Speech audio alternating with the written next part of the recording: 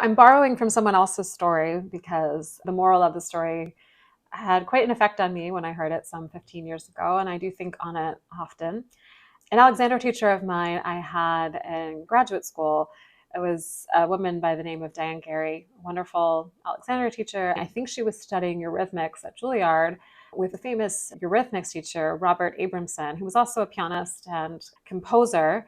What is Eurythmics? It was this whole way developed in Europe that it's essentially using movement to help musicians internalize and experientially, viscerally feel and intuit rhythm and other musical concepts so that their phrasing or their musical expression can not only be technically accurate, but also more embodied.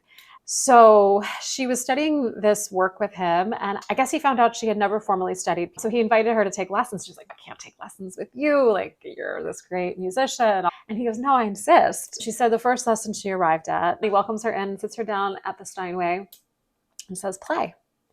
I'm like, well, what do you mean play? You know, I read music, but I don't play the piano. Like, what am I supposed to do here? And he goes, no, just play.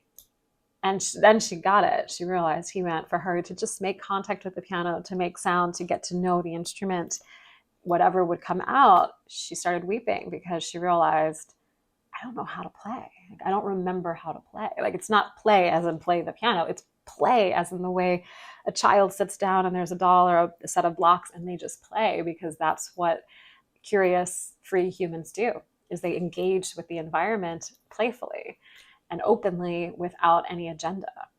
And that story so resonated with me because there are many areas in my life in which I don't play with the abandon that I wish I did, or that I think I might be able to, for, all the reasons that might have to do with, societal indoctrination or past experiences that have reshaped me in certain ways. And I can be very free in many areas of my life, and certainly spiritual study, meditation, Alexander, all of these things. It's not what they're only about, but really we could say in a certain Gestalt sense, what are they all getting at? They're getting at helping you get out of the way of yourself, getting rid of the tension, the stresses, the past experiences that are holding you back from being fully alive and who you are meant to be in this lifetime. I often think of that when I find myself, I don't know, just not being as playful, as free, as living with abandon in the way that, especially as people who have cultivated spiritual practices or who meditate, who have that deep sense of self and can trust their intuition is not clouded by the wear and tear and stress of daily living.